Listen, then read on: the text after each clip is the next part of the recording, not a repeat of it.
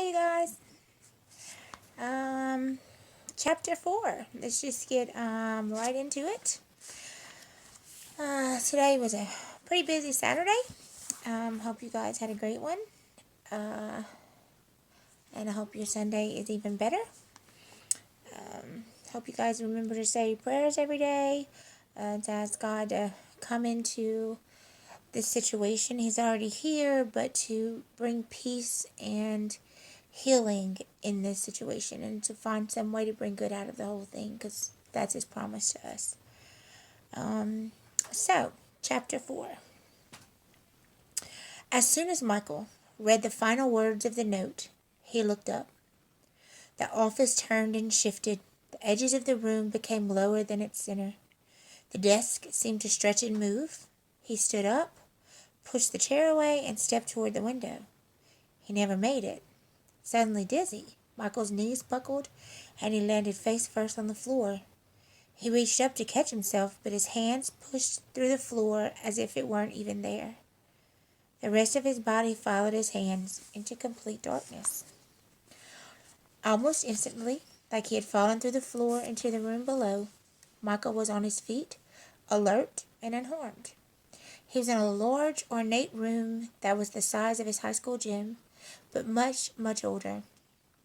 He was in the middle of a group of people who were pushing for a position to see something going on at the front. The men weren't wearing shirts and were deeply suntanned. The women wore robes of brightly colored cloth, and their extremely long hair was rolled into ropes and twisted down their backs. Without warning, a gong was struck. Michael grabbed his ears and watched every man and woman around him as they stopped talking, fell to their knees, and lowered their heads. Stunned, Michael just stood there, and suddenly he had a clear view of the room. Directly in front of him were 6 steps. One on each side of the steps were statues of lions carved from dark marble, but they were nothing compared to the sight at the top of the steps. Standing alone in the center of a granite pedestal was a throne made of ivory and trimmed in gold. The back of the chair was rounded at the top and had armrests on each side. 2 more lions, these also made of gold, stood silent watch beside the throne. The gong sounded again, and a man near the throne walked quickly to the curtain and parted the cloth. Stepping through the open space was the most radiant human being Michael had ever seen. He wore a robe of brilliant turquoise. Rubies and gems of every sort were sewn into the hems and sleeves of the garment. Around his arms and neck were bands of solid gold. The crown on his head, also made of gold, was dusted with small diamonds. Michael, the only person still standing, stared open-mouthed at this awesome figure. He was a large man. Even in sandaled feet, he appeared to be a foot taller than Michael. His thick, dark hair was shoulder-length, parted in the middle, and seemed to be held in place by the heavy crown. Circling to the front of the throne, he sat down and simply said, "Let us begin." Immediately, the crowd leaped to its feet, and the argument around the throne began again. As Michael got closer, he could hear the angry voices of 2 women growing louder. "He's mine!" one screamed. "No, no!" cried the other. "You're a thief!" Michael made his way to the front as the crowd grew wilder, taking sides with this woman and shouting insults at him. Michael found it oddly similar to those afternoon talk shows where people fight out all of their personal problems. But somehow Michael felt this was much more real. "Silence!" the man on the throne commanded, and a hush passed over the people. Michael moved to the edge of the steps where he could clearly see the 2 women and the throne above them. No one seemed to notice him slipping through the crowd. He felt invisible. Seeing the women clearly for the first time, he noticed that one of them held a newborn baby. Every eye in the room was looking toward the throne. Michael felt like he was the only one breathing. Then, with a movement of his hand, the man on the throne indicated the second woman, who was alone, and said softly, "Tell me your story." The woman bowed and said, "Your Majesty, this woman and I live in the same house. Not long ago, my baby was born at home. 3 days later, her baby was born. No one was with us. Last night, while we were all asleep, she rolled over on her baby and he died. Then while I was asleep, she got up, took my son out of my bed, and put him in her own. Then she put her dead baby next to me. The crowd murmured as she continued. In the morning, when I arose to feed my son, I saw that he was dead. But when I looked at him in the light, I knew he was not my son. No, the other woman shouted, he was your son. My child is alive. The dead baby's yours, yelled the woman who told the story. You're holding my child. My baby's alive. The women argued back and forth until the king raised his hand and silenced them again. Michael saw the king look into the eyes of each woman. In a measured tone, he commanded an attendant, bring me my sword. Michael watched without moving as the sword was brought from behind the curtain. It was nearly 5 feet long, shining silver with a golden handle. The king took it in his hand, stood up, and said, bring the baby to me. I will cut him in half. That way each of you can have a part of him. A guard approached the 2 women and seized the infant. He placed the baby on the stone table before the king, and the king raised the sword as if to strike. Wait! Please don't kill my son, screamed the woman standing alone. She fell to her knees. Your Majesty, give him to her, but don't kill him. Go ahead, cut him in half, the other woman snarled. Then neither of us will have the baby. The king put down his sword and said softly, give the child to her, pointing to the woman who was on her knees weeping. She is the real mother. As the woman's tears of despair turned into tears of joy, the baby was placed in her arms and the crowd cheered. Michael yelled and clapped right along with them. When the king rose from his throne, the people knelt to the ground once more, leaving Michael standing alone.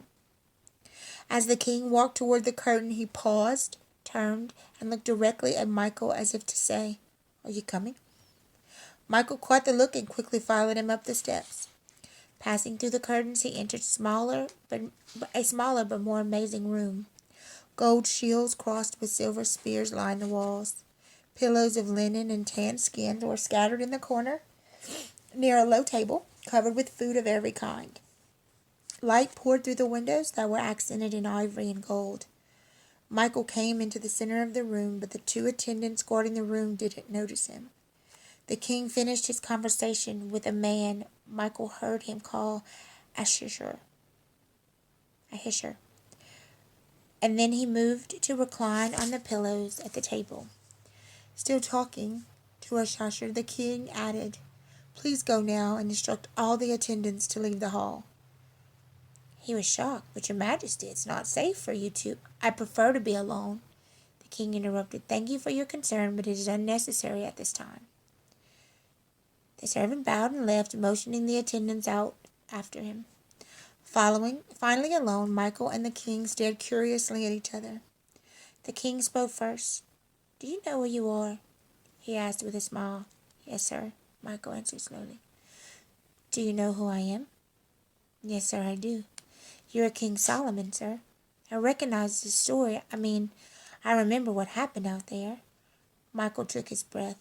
What I'm trying to say is that I remember the story from when I was little. Solomon smiled. No matter. He said, are you hungry? Yes, sir, Michael replied. Then please join me. Solomon pointed to a big pillow, and Michael quickly sat down. You see before you the finest food available anywhere in the world. The food and anything else you might need is yours for the asking. Thanks, Michael answered, reaching for some fruit. By the way, my name's Michael Holder. 2 names, Solomon noted, and still you speak my language well. Have you been schooled in Hebrew, or is your tongue a surprise to you? Michael, a bit confused, reached up and touched his tongue. Oh, you mean my language. I was amazed that I could understand every word being spoken when I got here, and I'm even more amazed that I can speak to you now. Yeah, I made A's and B's in Spanish, but speaking fluently in an ancient language? That's unbelievable. Solomon chuckled. It is not so ancient to me, my friend, but I do understand your astonishment. Wherever you travel on this unusual journey, you will find that your mouth and ears have been granted a special ability to communicate and comprehend so that you may be able to understand the gift which you have been entrusted. A gift? Michael asked. Yes, the scrolls, Solomon answered. I prepared this one for you only this morning. He gently placed his hand on a thin piece of leather that had been tightly wound around a small wooden rod. It was the message that was placed in my heart for you. This is merely a part of what must be ingrained in your life before you are able to pass it to others. Hang on. How am I supposed to pass this gift to anyone? Michael shook his head. The king grinned as he reached for a bunch of grapes. Plucking one from its stem, he placed it in his mouth and said thoughtfully, That is something you may not know for yet some time. Then again, the answer could be revealed to you tomorrow. Jehovah will move mountains to create the opportunity. It's up to you to be ready to move yourself. Michael leaned toward the king. I think I get it. You mean I have to be ready for what's coming? Solomon nodded slowly. Then how do I prepare for something when I don't know what it is or when it will happen? Seek wisdom, the king said simply. Michael had to stop himself from rolling his eyes. Okay, I know I'm not stupid, but I'm not catching on here. How do I seek wisdom? The answer I have for you will not help your frustrations with me, the king replied and then paused. My answer is to seek wisdom. Michael couldn't believe what he was hearing. Even the wisest king in all of history talks in circles just like every other adult, he thought.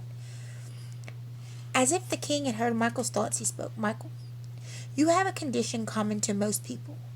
You hear, but you do not listen. Seek wisdom.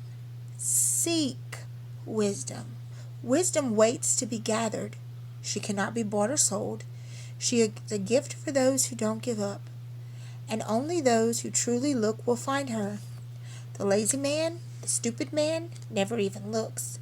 Wisdom is available to many, but found by few. Seek wisdom. Find her, and you will find success and contentment. Well, Michael said, I certainly don't have success or happiness in my life right now. That is all in the past, Solomon noted. Even the present is constantly becoming the past now. And now? And now. He snapped his fingers as he talked. The past will never change, but you can change the future by changing your actions today. It is really very simple. We are always changing. We might as well guide the direction in which we will change. How do I guide my direction? Michael asked. Solomon rose to his feet and began to walk around the room. Clasping his hands behind his back, he said, Your parents, are they concerned about the types of friends you choose? Michael did roll his eyes this time. Yes. Why do your friends concern them? Solomon asked. Well, Michael began, they say if I hang around with people who do bad stuff, I'll do bad stuff too. But that's not true. I make my own decisions. So your friends don't influence the direction of your life? Solomon continued. No, Michael answered quickly, but remembering the situation he had left at home, he added, Well, okay, maybe a little. Exactly, the king said with excitement. The answer, of course, is that we're always influenced by those with whom we associate.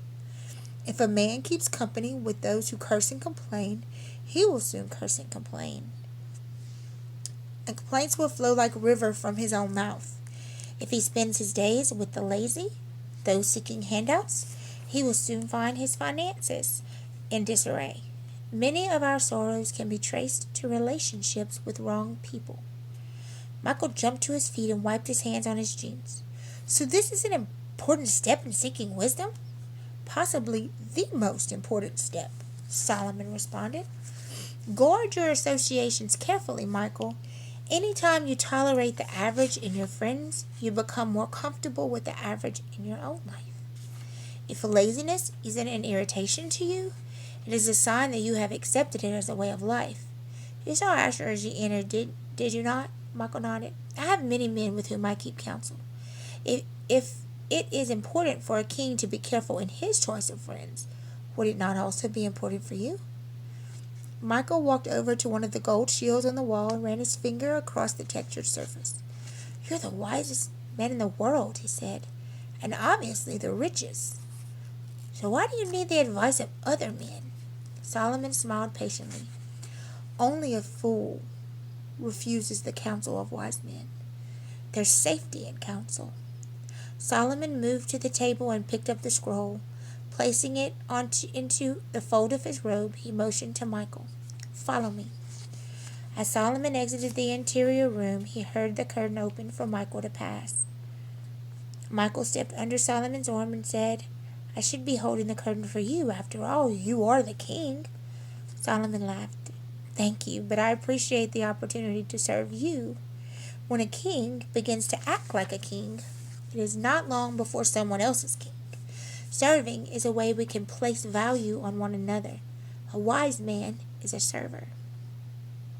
As they walked into the great hall, Michael pointed to the throne. "May I touch it?" "Certainly," Solomon replied. "Sit in it if you wish. It's only a chair." Michael touched it carefully and eased himself onto the throne. With a grin, he said, "I feel very small sitting here." "As do I," Solomon chuckled. Then added seriously, "The responsibility that comes with leadership is humbling. When I sit there, I am grateful for the lessons of my father. He has been dead now for many years, but his lessons still guide me." Michael remembered his own father in the hospital. "What lessons has he tried to teach me? I hear him, but do I listen?" Solomon interrupted his thoughts. "It is time for us to part, my friend," he said, handing him the scroll. "I hope that our time together will bring more understanding to your life's journey. I can do nothing but help your struggles, and would not if I were able. Battle the challenges of your present, and you will unlock the prizes of your future."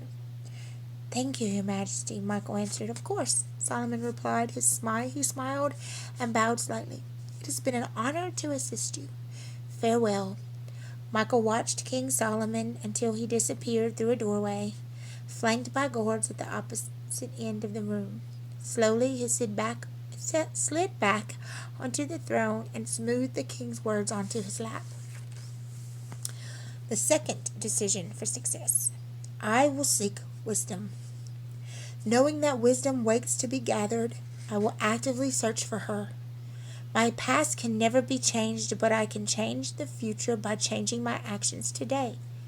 I will change my actions today. I will train my eyes and ears to read and listen to books and recordings that bring about positive changes in my personal relationships and a greater understanding of my fellow man. No longer will I bombard my mind with materials that feed my doubts and fears. I will read and listen to only what increases my belief in myself and my future. I will seek wisdom. I will choose friends with care. I am who my friends are. I speak their language. I wear their clothes. I share their opinions and their habits. From this moment forward, I will choose to associate with people whose lives and lifestyles I admire. If I associate with chickens, I will learn to scratch at the ground and squabble over crumbs.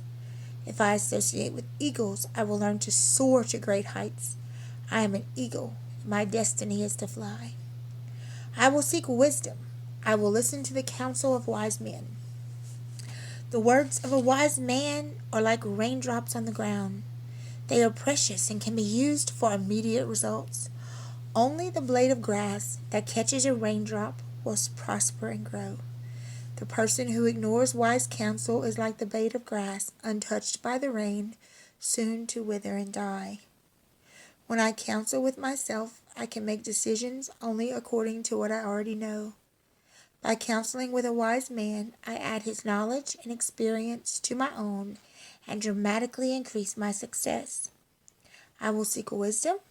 I will be a servant to others. A wise man will develop a servant's spirit, for that attracts people like no other. As I serve others, their wisdom will be freely shared with me. Often those with a servant's spirit become wealthy beyond measure. Many times a servant has the ear of a king, and a humble servant often becomes the king because he is the popular choice of the people. He who serves the most grows the fastest. I will be a servant to others. I will listen to the counsel of wise men. I will choose my friends with care. I will seek wisdom. Wow. Okay. King Solomon, the wisest man, the richest man um, ever to live. He is a biblical king that you will find in the Bible. Um, his life is quite interesting. God left him some incredible responsibilities, and we know that he was incredibly smart based on the decision that he made to solve the conflict between the two women. I mean, who would have thought cut a baby in half? Like, when I first heard this story as a young child, I was like, no way. How could he ever? I mean, he's king. Is he crazy? And then when I realized what the point of his craziness was, I was like, oh, wow, that was incredibly wise of him to be able to think to handle that problem that way, and get the solution that he did.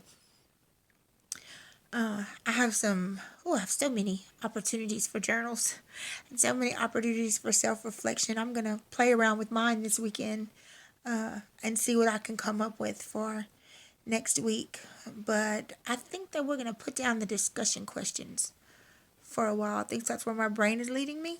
And we're going to do some journaling, some self-reflection about everything we're learning. There's so much in these chapters. I just want to stop while I'm reading and talk, but because you know me, I like to talk.